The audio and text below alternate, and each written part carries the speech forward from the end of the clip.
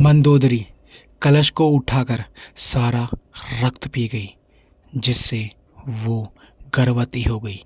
यह भेद किसी को पता न चले, इसलिए वह लंका से बहुत दूर अपनी पुत्री को कलश में छुपाकर मिथिला भूमि पर छोड़ आई। रामायण के दो प्रमुख पात्र हैं, एक भगवान श्री राम, दूसरी उनकी अर्धांगिनी देवी सीता। देवी सीता की महिमा ऐसी है कि राम से पहले देवी सीता का नाम लिया जाता है। देवी सीता को लक्ष्मी का अवतार माना जाता है, लेकिन विभिन्न रामायण और पौराणिक कथाओं में देवी सीता के जन्म को लेकर रहस्यमयी और रोचक कथाएं हैं। इनकी वजह यह है कि देवी सीता के माता पिता भले ही सुनैना और राजा जनक कहलाते हैं, लेकिन यह केवल इनके पालक माता पिता हैं। माँ सीता का जन्म भूमि से हुआ है, इसलिए इनके जन्म के संदर्भ में कई कथाएं मिलती है। इनमें प्रचलित कथा वाल्मीकि रामायण की है। महर्षि वाल्मीकि ने अपने रामायण में लिखा है कि मिथिला राज्य में अकाल पड़ गया।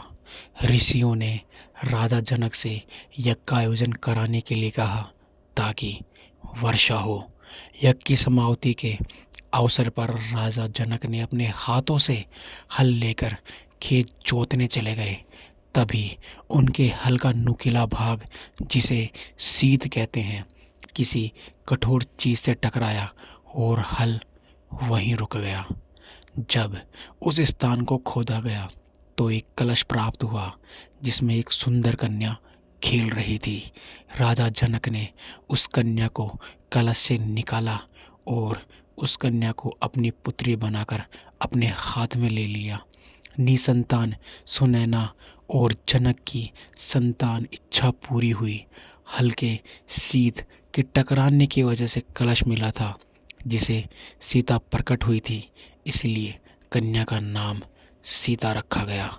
देवी सीता से संबंधित एक अन्य कथा का उल्लेख अद्भुत रामायण में मिलता है।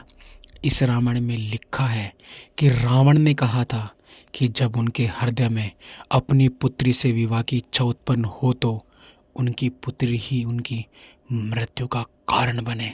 गत्समंद नाम के ऋषि देवी लक्ष्मी को अपने पुत्री के रूप में पाने के लिए हर दिन मंत्रों का जाप के साथ कुश के अंग भाग से एक कलश में दूध की बूंदें डालते थे।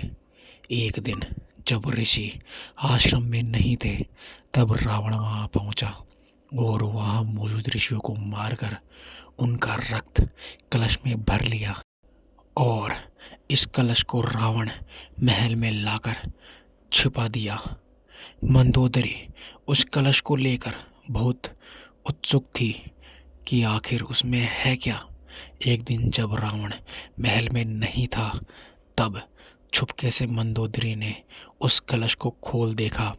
मंदोदरी कलश को उठाकर सारा रक्त पी गई, जिससे वह गर्भवती हो गई और यह भेद किसी को पता ना लगे, इसलिए वो लंका से दूर अपनी पुत्री को एक कलश में छिपाकर मिथिला भूमि पर छोड़ आई। इस तरह सीता को रावण की पुत्री बताया जाता है। आपको ये जानकारी कैसी लगी? अगर जानकारी अच्छी लगी तो प्लीज़ चैनल सब्सक्राइब करें, साथ में बेल आइकन भी दबा दें। तो चलो अगले वीडियो में मिलते हैं।